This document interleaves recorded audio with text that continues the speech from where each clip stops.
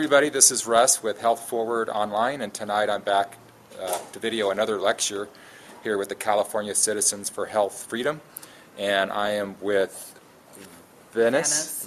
I just met her, and she is a nuro-muscular therapist specializing in pain relief. And tonight you're going to be given a lecture to us tonight, and what can we expect to hear from you? Well, I'm talking about the mysterious parts of pain. A lot of pain we go to doctors, therapists, a lot of different people, and we're not finding answers and getting rid of the pain. So I'm looking at a lot of different parts of components of pain, everything from, is it the food you're eating, is it other sensitivities in the area you're reacting to, or is it muscular? If it's a pain in the neck, it actually could be starting in the pelvis. So I'm here to answer as many questions on people's pain and help them get rid of it with some suggestions. Okay, sounds great. Look forward to hearing your talk. Thank you. Our speaker tonight is highly skilled in her art, and I say art because it is beyond the physical, three-dimensional, just structure, bones, and anatomy. It goes way beyond that. She's highly skilled in her art. She's extremely approachable, so you can ask her any question and she'll have an answer. She's an excellent problem solver, and I think that's one of the most fascinating skills that Venice has, is her ability to problem solve on a specific client. She's wise, and she truly cares about all her clients. And that level of compassion that I see in her has been an inspiration for me for my whole career. Had I not known Venice over the last 2 years, the remarkable discoveries I've made about the human form and how the human form takes in nutrition, had I not met Venice, I would have never made the discoveries I've made in the past 2 years. So I'd like to introduce you, my colleague, my friend, my mentor, VeniceSullivan.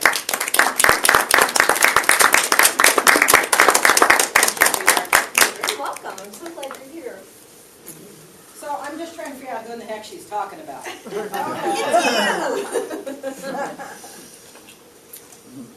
So somewhere along the line, Elsie told me that since it's December, I have to add some humor to tonight. Yeah. So, yeah. I guess I'll start out by telling you how I got here. You know, as Jean said, we've had a lot of things happen in our life that has brought us to where we are today.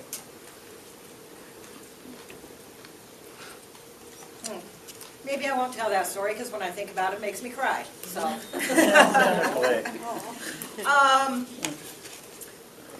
as far as I'm concerned, I was born a massage therapist. Little girls were playing with hair, building house, playing house and all that. I was rubbing somebody's back. It's just what I did. So that's kind of where I started. And, I was the kid who Dad said I had to go to college, and I tried, and it just didn't work for me. So I went off to the Navy and came back. And then I was going to college later, and it was still those days, way back when you had to take PE if you had a full load of units, right? So it's like, all right, fine, I have to take PE. Lo and behold, College of San Mateo in the 70s had a PE class in massage. I thought I'd died and gone to heaven. So I took this class. It was in the cafeteria, and our massage tables were the cafeteria tables that we put towels or blankets on to make them soft. And I looked around for massage schools after that because I felt like I'd fallen in love. I truly found where I needed to be. And the problem was that, I was a hick from the sticks. And, in the Bay Area, they had all those funny smells and tie-dyed curtains, and that just didn't work for me. So I went off and did other things. But, I did use massage as a hobby. Family, friends, that kind of stuff. And after a while, my mom became ill, so I had taken off work and started working with her and taking care of her. One day the visiting nurse came, and Mom says, the only thing that makes me feel better is when Venice massages. I hate this story. Well, the wise nurse knew all and said, oh my God, you're going to break loose a blood clot and kill your mother. You have to quit massaging her. So I did, because the wise nurse knew much more than I did, right? Mom died in pain.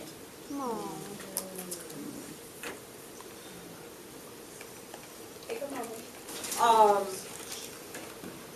Mom passed away, I was off for a while, and my husband says, hey, time to go back to work. No, okay, fine.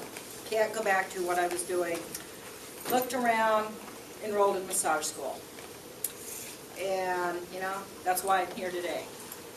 But I quickly found that there's 1,000 types of massage, and I don't ever mean to knock any of them because every one of them is great. But for me personally, the club rub just is no challenge. So I looked at all the different types of work, and I found neuromuscular therapy. The science of neuromuscular therapy is looking at the body structurally. And if you go to a neuromuscular therapist, and that's what they tell you they are, and they don't do a structural analysis, they're not a neuromuscular therapist. That's not what they're doing. We start by doing a very thorough structural analysis. By that I mean, Jean, I'm going to pick on you I got because... somebody in the group. Okay, I need It's an... more fun. You can pick on me. Okay, come on up.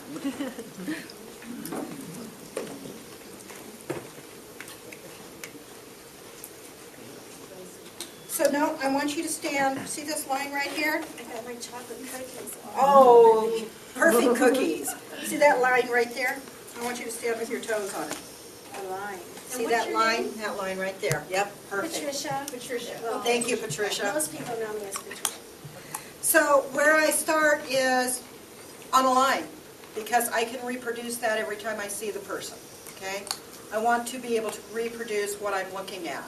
And then I do things that I'm usually standing in front of them, but I will start by putting my fingers on their shoulders. Is one higher than the other? Is one more forward than the other? I check their ears. I check the top of the pelvis. I check the knees. I check the arches of the foot. I usually have them barefooted. Every one of those tells me how they stand in space. No, we're good. We're just, I was doing a quick, I'm not going to do a whole thing. Thank you, Patricia. So every one of those tells me if the shoulder's pulling forward, I know there's specific muscles that is pulling that shoulder forward. One of the things I say is pain always lies. There are no always, but 99.9% of the time, pain lies. Jean was telling you, gal comes in with neck pain. I worked on her lungs. Okay? Usually pain will be somewhere on the opposite side of the body. If I've got pain here, this shoulder might be up here, but this one might be down here. So it's like what's causing the pain there is what I'm always looking at.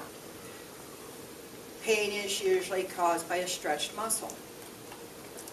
So if I'm doing this is too short, this is overstretched. I've got pain here. But if I just work this, it allows it to stretch some more. So I have more pain. If I work this, that allows this to come down, and then I go down here and I work this part that is pulling this shoulder down, that allows this shoulder to come up, there's less pain. That's how I start looking at the body. I do those same measurements standing up, and then I do them laying down. When I see things like this shoulder's forward, and up here when they're standing up, and it doesn't change position when they're laying down, that tells me that there's trigger points in the organs that are firing into those muscles that are resulting in the pain there. So instead of just working the muscles and working the muscles and working the muscles, which is not producing results, let's work on the organs themselves. So that's why, in this case, worked on the lungs, the shoulder dropped, the pain was gone because there was trigger points from the lungs firing into the neck. Visceral work is hugely important. I worked with, and there again, it was one of my students that now works for me, had cancer a number of years ago. And it was ovarian cancer. They had told her she could never get pregnant. And so, okay, she was fine with that. That's what it was. And in class, I used her as the demo and did all this visceral work on her intestines, the uterus, all the ovary areas, all this stuff. 3 months later, she's pregnant. That wasn't part of the plan. Yeah, oops. Truly wasn't part of the plan, but it's what happened. So visceral work there again. You never know what can happen. Added to those type of things, I look at also the emotion of a client. I look at their history. So maybe, from the emotional side, maybe mom died of some serious disease. And they have similar pain in their body, but they don't connect it with anything from mom. They just know, okay, I have all this pain. And I start talking and stuff, and pretty soon it's like, oh, mom had that same pain just before she died. And we start working with that emotional piece, and that pain disappears in their body. We're all eating snacks right now. A lot of the foods we eat are not friends of our body. Some of them can be, just general things. I personally had some issues with having horrible heartburn. I love hot salsa. Love hot salsa. Figured every time I ate hot salsa, I got this bad heartburn. So, I'm smart. It's the hot peppers, right? Well, I meet this doctor who has this analysis unit, and he runs these tests on me, and he goes, you're fine with peppers. I've never seen anybody react this highly to onions. It's like, well, isn't that interesting? Coupled with that particular unit is a laser unit that neutralizes those reactions. So guess what? Now I can eat all the onions I want. They don't bother me. No more heartburn. So there's a lot of components of pain. And I do as much as I can to look at the whole person. Is it emotional? Is it all in your head? How many have been told that have had pain? It's all in your head. Okay? It might be. But it's structurally in your head. It's not imagined. One of the things I look at is I do head measurements of the ears, the frontal bone, the cheeks, the jaw, the occiput. So those different places. I do them standing up. I do them laying down. Ideally, nobody's head is straight. I've never seen a straight body. People go, oh my God, I'm so messed up. Yep, every one of us walking is. But when I look at someone, if I see the eyes going this way, and the ears going this way, and the occiput going this way, and the jaw going this way, all's good. I'm happy. But when I see the eyes doing this, and the ears doing this, and the next one doing this, and this, the more lines that cross, especially laying down, the pain starts structurally in your head, from the head bones being out of alignment, for lack of a better word. So I mess with your head and get rid of the pain. One of the first questions I ask when people say they have head pain or have all this pain, it's like, how well do you sleep? Oh, well, I'm awake half the night, I can't sleep well, da-da-da-da. Let's do a structural analysis. If the bones start doing this kind of thing, and I look both frontward to backward and up and down, that tells me if the pain starts in the head, getting back to the good old cranial sacral pulse, which some of you have probably heard about, okay? That can't happen if the bones are all jammed. You don't get to relax. You don't get to renew. So we do some structural work with the head itself. You sleep better, pain goes down. So I can stand here and talk all night and ramble, but I'd like some questions. I'd like to hear from you guys. Any questions? I'd like you to talk a little bit more about that transference of pain, like from loved ones, and how that could be there for decades, and then how you release that. Well, Could you repeat, please? her question is the transference of pain from loved ones. So, perfect example is I have a family I've worked with, started out with a newborn, that I started working with who had some issues nursing, worked with him. Then I worked with grandma and then daughter, and I've worked with 22 members of the family. So it's a pretty cool family. Grandma has in her lifetime had severe debilitating menstrual cramps. Youngest daughter has severe debilitating menstrual cramps. Now that could just be genetics.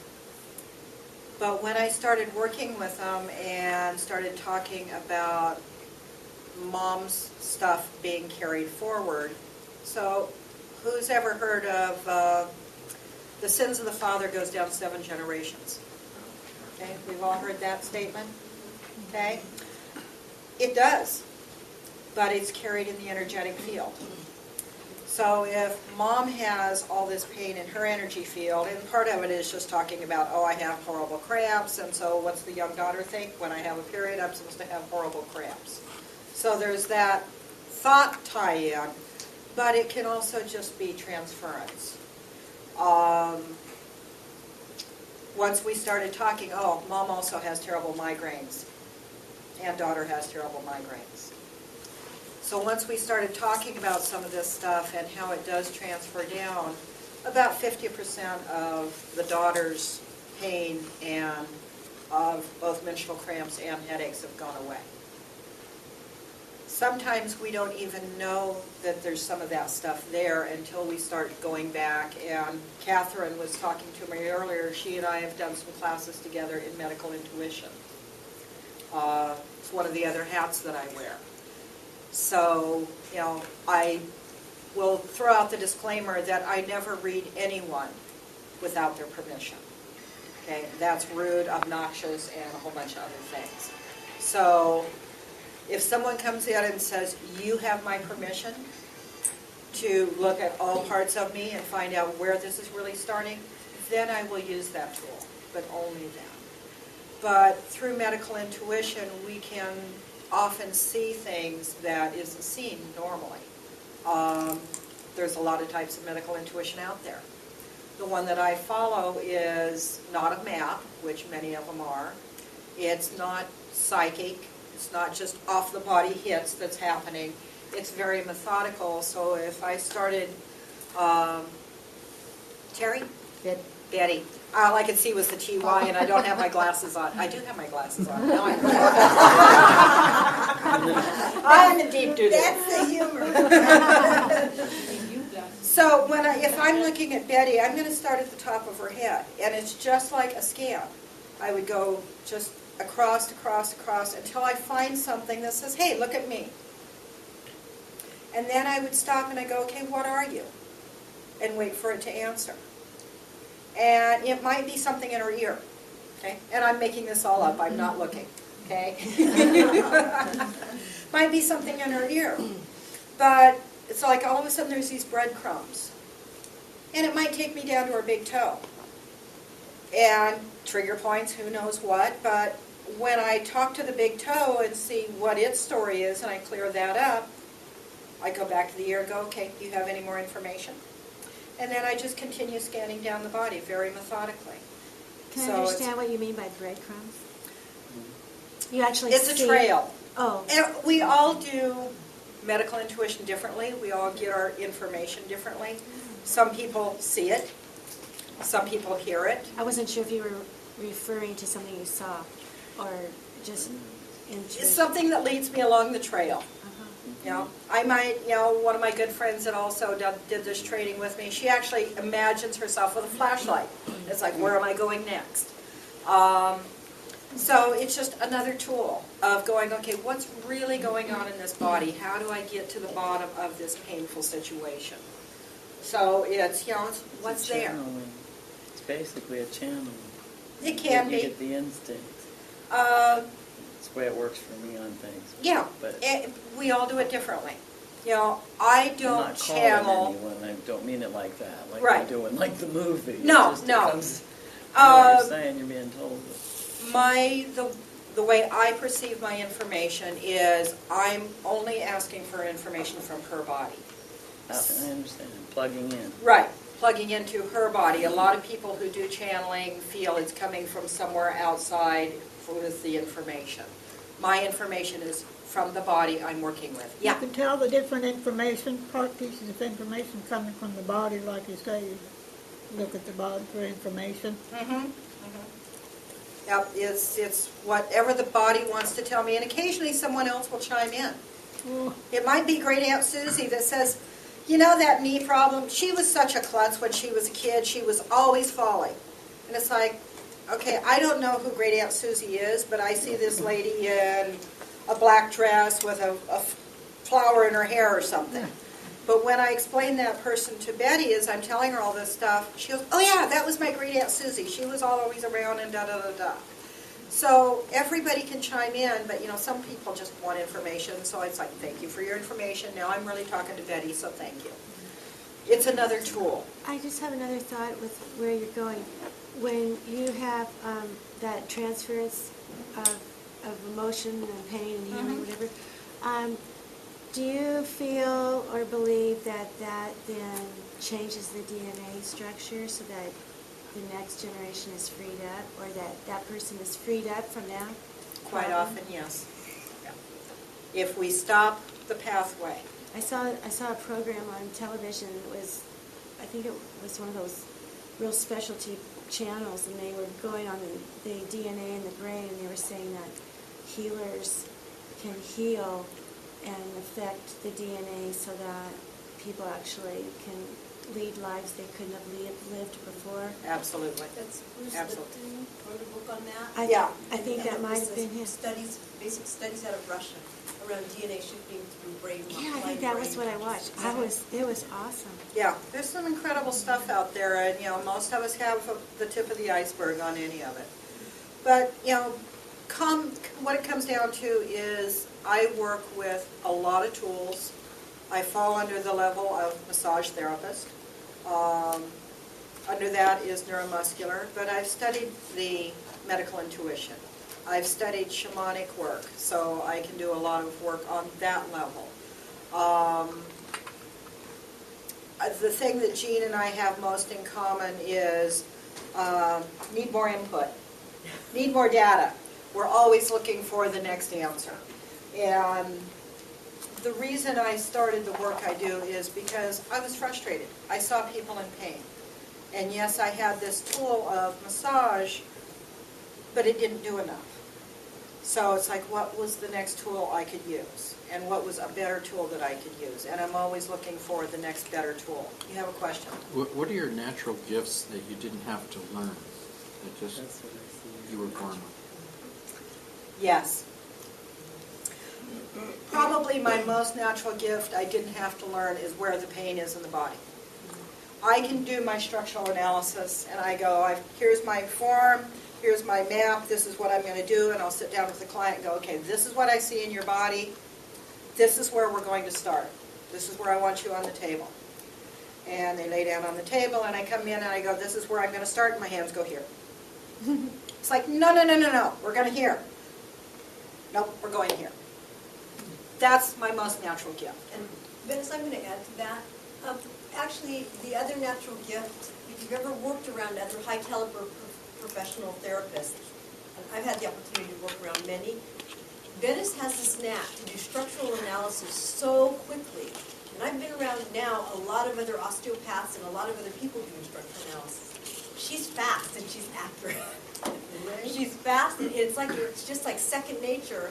I've watched her several times working in class, and she can step up to a body and do her structural analysis, and she's just on it.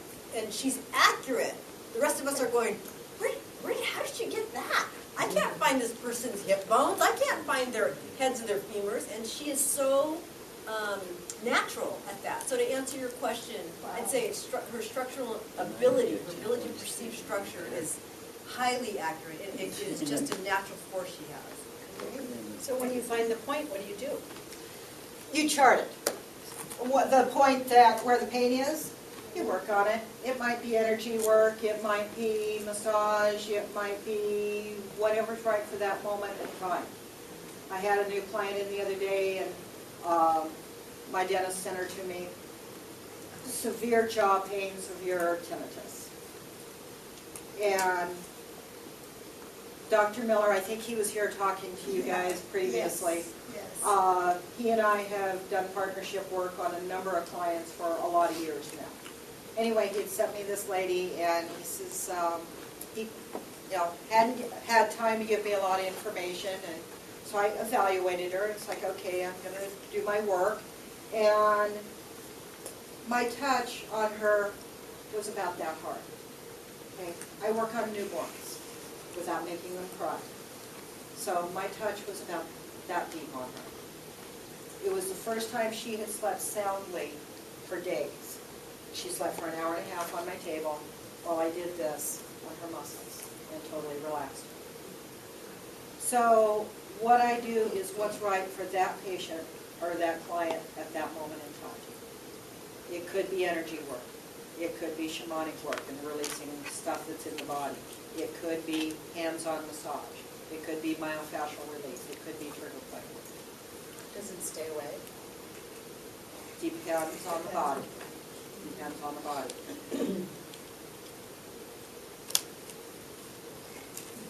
Good question, because this grandmother I was talking about with the headaches, you ever know somebody who worries if they don't have something to worry about? Yeah. She's one of those. I love her to death. She's been a weekly client for years. It's called maintenance. And we had her pretty good. And then this kid moved away. And then that kid moved away. And then the youngest one moved away. And as the youngest one is preparing to move away, her pain got worse and worse and worse. And, so now she's not only seeing me, she's seeing my favorite chiropractor on a regular basis, and, a lot of that kind of stuff.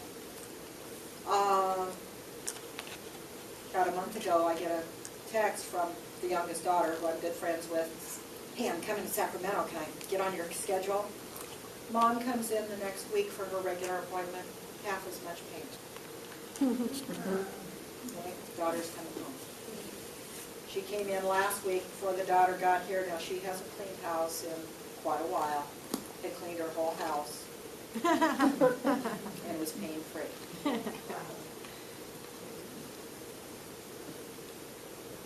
I can't do it all.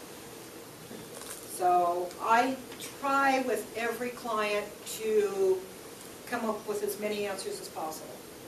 The other thing that Jean and I have in common is we do our best to educate our clients in as many ways as possible. So I actually did a survey not too long ago of a bunch of my clients that have been with me a long time. A lot of them come in just for a maintenance, session. And I said, why are you still here? Why do you still come see me? They go, well, I like you. I go, okay, great, let's do lunch. Why are you here on my table? They said, you educate me. You teach me about my body, how it works, what I need to do, how to, what to look at in a different way. So, being a natural student myself, which I fought for a long time, I finally realized that's what I am. But I'm also a natural teacher, and I love to teach other people about their own body and my students. I've taught for the last 12 years down at the massage school in Davis, and I love my students. It's a fun, it's a challenge, it's taking things to a new level for them. Another question. You don't get any more. It sounds like, from what you're describing, that the information that you receive, that you're very clear on it, and that you trust it. 100%. Yeah. And the reason is, are any of you familiar with Carol Rittberger, local medical intuitive? I took her 4-year, I was in her first 4-year program. She spoke to us way back. Way back, yeah, well, I was in her first 4-year program. And really got much deeper in touch with what I received and those kind of things. And I'm working with people at times, and this voice would come in, and it's like, and I'd just look up and go, really? You want me to tell them that? Really? And I would question it. Then I started getting it in song. You know, some little 2 or 3 words out of some song that I knew. And I'm going, no, just not going there. But I would end up saying, you know, so what I'm getting is da-da-da-da-da. Okay, fine. And it always was right and it always fit. But I was always questioning it and kind of fighting it. So one day I'm working on an infant, newborn, that in the hospital did fine, sent him home, quit eating. Totally would not eat. Parents found out about me, brought this little one in, and they were from Southern California. I didn't know him from Adam, first time I'd ever seen him. And they says, you know, we took him to the doctor, and they says, when he loses 10% of his body weight, bring him back and we'll worry about it. Great, thank you very much. So I'm working on this little guy, and whoever that speaks to me had realized that I was always fighting. So there was no thought, there was no message. My mouth opened and out came, because you live in this world, you have to eat. Where you came from before, you didn't have to. That came out of my mouth. Okay? Mom standing here, Dad standing here, and I'm going, oh great, now what? Well, it turns out both Mom and Dad were working out in an Aerojet with part of the space program. They didn't blink an eye. They said, well, that makes sense. Cool. I don't question anymore. What I get, I know is pure. And actually, a friend of Jean's that she and I share as a client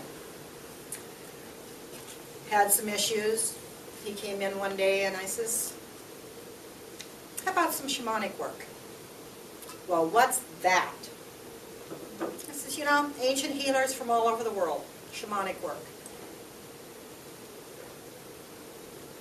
Well, what's it do? So I gave him a little bit of information. He goes, so let me think about this. Let's make an appointment and we'll do either body work or shamanic, whatever. Okay. So he comes in the next time and he says, you know, I'm a Christian. Cool. He says, my friends are telling me this is dangerous work. This is bad stuff. What do you say? And I says, well, what you need to do is you need to, whoever you do any work with, you need to trust them implicitly. And he goes, okay. He says, I says, and my information only comes from you and from your power. Okay. I says, we can do whatever you like today. What would you like to do? No, I've known this guy for a while. No, you know, medium things about him, not huge amounts.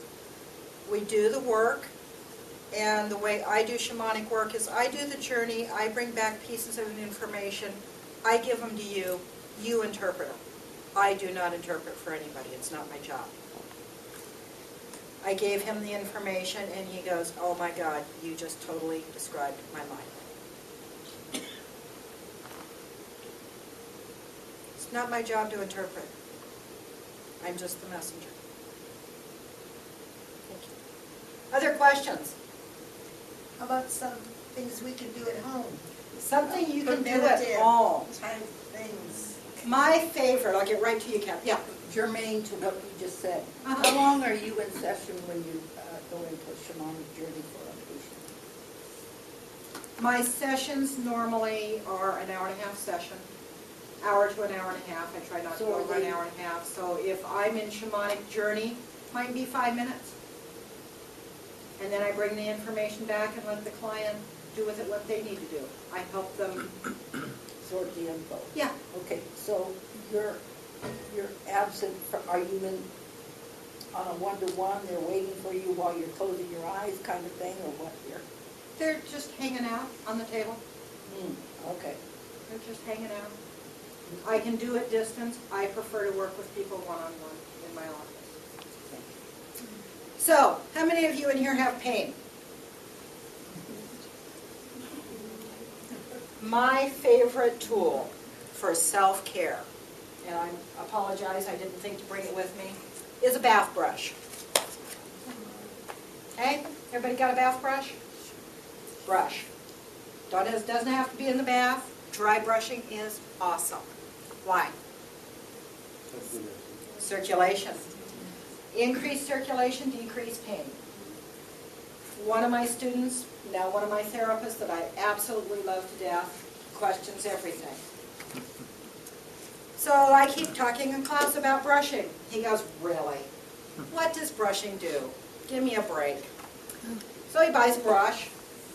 The true scientist, he brushes half of his body. He doesn't brush the second half of his body. About a week later, he tells us, like, man, this stuff really works. She goes, so you ready to start brushing the second half? So that is my favorite tool. How many of you have hand pain? Anybody? Okay. Stiffness. Stiffness, okay. Get a pencil that has a nice eraser on it. And just work, and there again, may have some with me, but just take that pencil around the joints, in between the bones, just do little movements like this with a pencil eraser. It's great for hand pain. With around the joints, you can do it right over the joints. Can you come up from that? Sorry. The one I'm hiding behind so you can't see. Glad to see you here. Yeah, we're glad to have them. So yeah, just real easy, gentle stuff. Doesn't have to be hard. So we all know reflexology, right? When I have a headache client come in that's got a headache so bad I can't touch it, I work on their big toe. Yep, absolutely. And they go, my headache's up here. And I'm going, yeah. You want me to work on it? No, that hurts. Okay, let's go down here and work. Even for a migraine? Yep. Yep, especially for a migraine. Which big Both of them in that case. Yeah, and especially the neck of the big toe. Okay. And how about that cough that I couldn't get rid of about a week ago? I thought there was a place here you're supposed to... So this is your universal acupuncture point right here in the web. Okay? It can work for coughs, headaches, a gazillion different things. It's not any pain. any pain. Nausea. Yeah, that's the universal point. You can use it for, try it for anything. I did. And a dentist that I worked with 100 years ago, people with TMJ, he'd come in and say, well, let me hit you on your big toe and you'll be fine. So every once in a while I tell people, well, you know, if we can't get rid of it, we'll just amputate. But, you know, probably not a good idea. When you hit this universal point here, Mm-hmm. do you just press down as hard as you can, or do you just massage it, or do you... So my rule of thumb, and what I tell every client that comes in my space is, my job is to find the pain. Your job is to tell me what I do. Okay? On a level of 1 to 10, and 1 is I'm touching you, and 10 is you're going to hit me, I like to stay at a 5. What I know is that is your best therapeutic response right there. So if you go as hard as you can, the body is fighting you, and it's not going to give up as easily. So when you hold it at about that 5 level, it's going to respond and relax the fastest. There's a gazillion different theories on there on how long you hold something. You know, if you find a spot in your shoulder and it's like, oh, that really hurts, there's some theories that say you hold it as hard as you can until it gives up. Okay?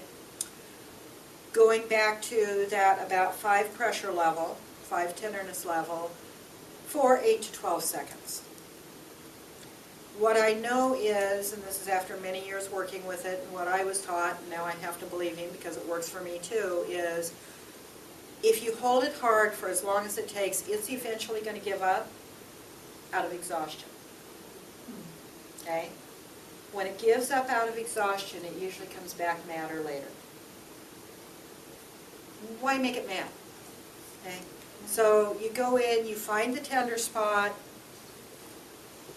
you hold it with medium pressure, 8 to 12 seconds.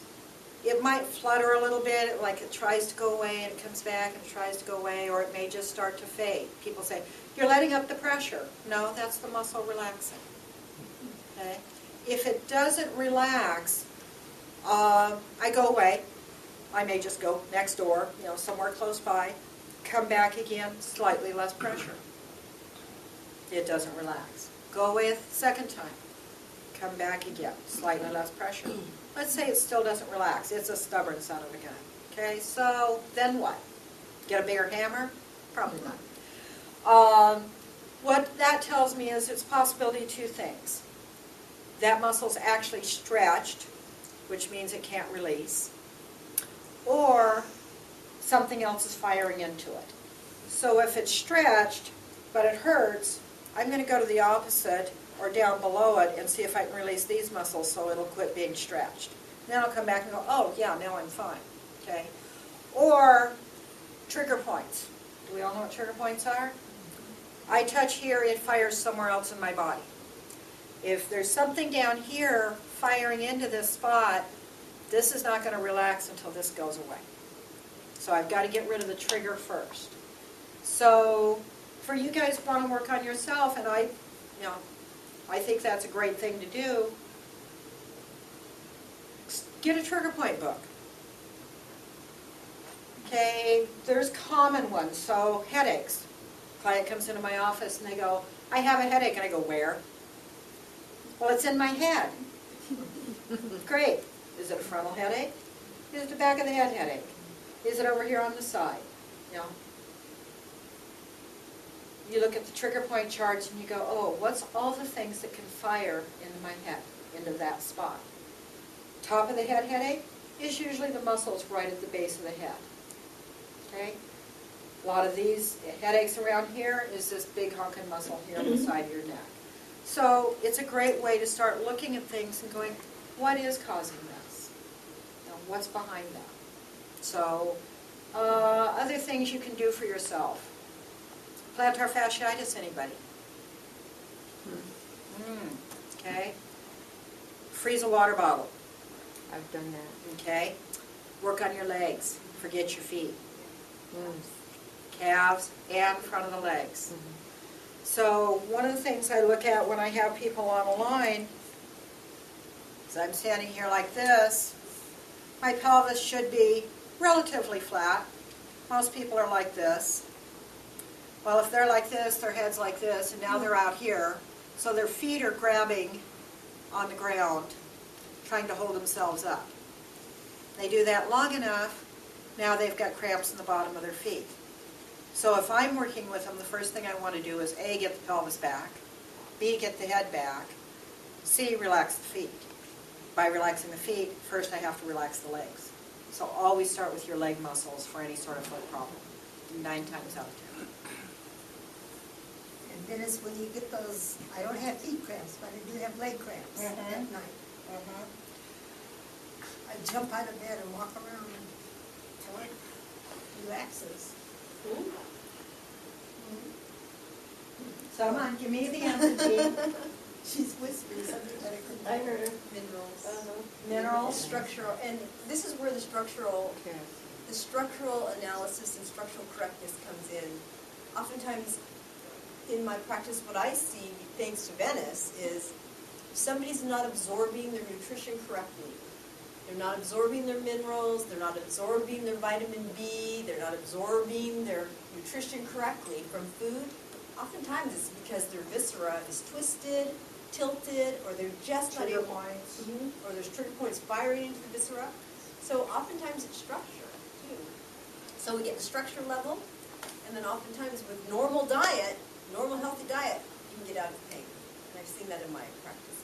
But until you get there, when you have that screaming cramp in the middle of the night, the more gently you can rub it, the faster it'll go away. Gently. My husband would beat on him. Yeah. He'd get a leg cramp and he'd Guys just do. sit there and hammer on it, and it's like, gently. So you just almost pet it, okay? And it will go away faster. Okay, today I heard something for the very first time in regards to leg cramps. This couple, both he and she swear by it, they take French's yellow mustard and squish a bunch into their mouth and it's immediate relief. And they go back to bed. Oh, gag me. I asked them, how do you get it down? And because I don't care for the flavor at all myself. And she said, you either have the pain or you take the taste of the mustard. It doesn't taste as bad as the pain is bad. Maybe it's distraction. I heard from a hunter years ago that his answer was olives. It worked for him, huh? It worked for him. So there's obviously, whether it was the salts or whatever, and it really comes down to absorption of the minerals of what are you missing. Yeah. And that could be in the mustard for them. Yep, exactly. Right, right. So restless legs, anybody? Make it. Okay. Ah. Make it. And she's young. You know, the interesting thing about restless leg is there's probably as many reasons for it as there are people. If I eat soy sauce, I get restless legs. For me, my gut doesn't like soy, so I don't even feel the gut problem, but all of a sudden I feel a little bit of low back pain, and it goes straight into restless legs for me. So it's a nerve issue. So there's no magic answer, but you start needing to figure out, okay, when do I get restless legs? My girlfriend, it's whenever she sits too long. Okay? So there again, it's probably nerve issue from sitting on the nerve. One of the things I look at a lot, and there's a lot of disagreement on it around the world, is leg length differences and pelvis differences. Doctors will tell you, and I've been told this by more than one doctor, that anything less than a half-inch leg length difference is not medically significant. Had a doctor on the table, an ER doc, and he told me this. I said, you know, you've got a leg length difference here. Well, you know, my teaching says anything less than a half-inch leg length difference is not medically significant. He was open. He says, tell me why you think it is. I said, okay, you're building a house right now. He says, yep. I says, for every foot, because that's about how wide our hips are apart, right? For every foot of that house, it's off 3/8 of an inch, because that's less than a half. What's that going to do to your house? Oh, it's going to be really messed up. I says, so if you've got 3/8 of an inch leg length difference, what's that do to your pelvis? Well, you're going to be off a little bit. If your pelvis is off, what happens to your sacrum? Sacrum's going to be tilted. If your sacrum's tilted, what happens to your spine? Can it possibly be straight? Nope. So I'm standing here, and I could take my boots off because I have a half-inch leg length difference. But if I'm standing here like this, okay, I'm not going to stand here and look at the world this way. Sorry. So I'm not going to stand here tilted all off to one side, am I? You ever see anybody like that just go down the road? Probably not. They're going to come back here. So now I've got a nice curve in my spine. And now this shoulder's low because it's come back too far. So it's going to come up a little bit. So now I've got a double curve in my spine. But now my head's over here, so it's going to come back this way. So now I've got a couple curves in my neck. That's what happens with most people with scoliosis. Not all, most. Could be something as easy as a leg length difference. And I can't tell you how many clients I have who have had spinal fusions because of a leg length difference that was never evaluated and have ended up with more and more problems and more pain. Yes, they're trying to stop the spine from curving so much that it destroys the organs because that's why they do the surgery. But they're not looking at the whole picture. They're only looking from here to here. They're not looking at what is the cause. And that's what you guys are all here to find out, right? Is what is the cause behind whatever is going on in the body. It's what I'm constantly looking at, is what is the cause? Is it a leg length difference? If we get restless legs when we are sitting, it could be a pelvis difference. So here's my pelvis, and here's my pelvis. Okay? What if there's a difference in size of the two? So if there's a difference, when you're sitting, you're going to be constantly moving. Oh, wait a minute. Isn't that kids in school that have ADD? They're constantly moving? Could it be that maybe they have a different size of their pelvis? True story. Young man, this is one of my teacher's clients, started out with a whole family thing. I don't want to keep you guys going too long. Whole family thing. Attorney down in Florida goes to chiropractor, or goes to my teacher, Paul, and with all this pain, back pain. Guy goes, Paul says, you've got a leg length difference. Puts him in a shoe, it's built up on one side, and guy's pain goes away. So this attorney is at his son's soccer game. Kids are out running up and down before the game, and attorney says to his wife, watch that little boy run out there. He never even puts his heel down. I wonder what's going on with him. So they're talking about this little boy. The mom of the little boy is sitting in front of him, of course. Says, yeah, he's got a major problem with his leg, and they're doing surgery next week to cut his Achilles tendon so he can put his foot down. The guy goes, no, don't do that. This kid's, he loves sports, he's out there having a ball. If you do that, he's not going to be able to run normally. Yeah, but he needs to be able to walk right, so, this is what we're doing. Guy says, please, take him to Paul, take him to my therapist, and let's, get him evaluated. No, I can't do that. Guy finally says, look, I will pay for your consultation to go see Paul. I want this kid, I want to give this kid a chance. Okay, so the woman goes, wow, you feel passionate about this? Fine, we'll go. Takes the kid in. Kid has a significant leg length difference. Paul's realized by now that leg length differences tend to run in the family. So he says, Mom and the girls are there, and says, well, let me check you. No, Mom's fine. 2 daughters are fine. Paul looks at her and says, who in the family has back pain? Oh, my husband. He's a fireman. When he slides down the pole, if he lands on his right foot, he's in excruciating pain. But if he lands on his left foot, he's just fine. Interesting. Dad and the brothers come in. Dad has a leg length difference. Second brother has a leg length difference. Third brother. Paul's starting to look at him, and the kid says, he's 10 or 11. He says, every time I sit down, my brain goes fuzzy. Yeah. Paul goes, what? He says, yeah. He says, I'm just fine. I can learn anything I want standing up. He says, but my brain just isn't connected when I sit down. He says, I've tried to get the teachers to let me stand up in class, and they won't let me. I'm being disruptive. Paul goes, Has him sit on a hard surface, looks at the top of the pelvis. They're like this. Okay? So connected to the sacrum and down to the tailbone is the dural tube, right? That all the nerves go through. Comes up and becomes part of the dura mater around the brain. So if the pelvis is doing this, when the kid sits down, that's pulling on the dural tube, which pulls on the dura mater, which causes things to shift in the brain. The kid knew what his issue was.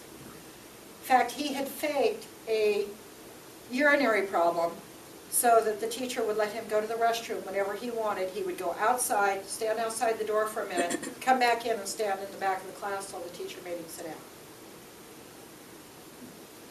Paul had a little butt pad made for him that he would put right under the hard bone in his butt. When he sat down, he'd take it out of his back pocket, stick it under there, sit. Kids' grades skyrocketed instantly in class from a little 4-inch piece of plastic. So if you see kids that are squirming, I'm sitting this way, and I'm sitting this way, and I'm sitting this way, back and forth, could be something as easy as one side of their pelvis is a different size than the other. Could have something to do with restless legs. Other questions? Yeah. Well, what did they do about the foot problem difference that he? They put the kid in a lift in his shoe, And and he was just fine. Yeah. Beats the heck out of cutting up something. Yes, I have a personal question, but I'm bone on my knee. Mm-hmm. I've tried just about everything in the world, and I just kind of facing surgery, so I'm not really sure that's where I want to go, but I don't know what else I can do. Can't replace the cartilage, can you? For the most part, no. Excuse me. I work with my clients as long as possible to keep them out of pain and out of surgery. That being said, a man who I dearly love in the last year has been a client for a number of years, has had a knee replacement, which resulted in a back surgery because his knee had been so bad that it messed up his back. And once they fixed that knee, it made the back go totally wonky. And Friday had his second knee surgery. Literally walked into my office today without a cane and had driven himself there. So surgery sucks, I know. I already did it once. but sometimes it's what you have to do. I know.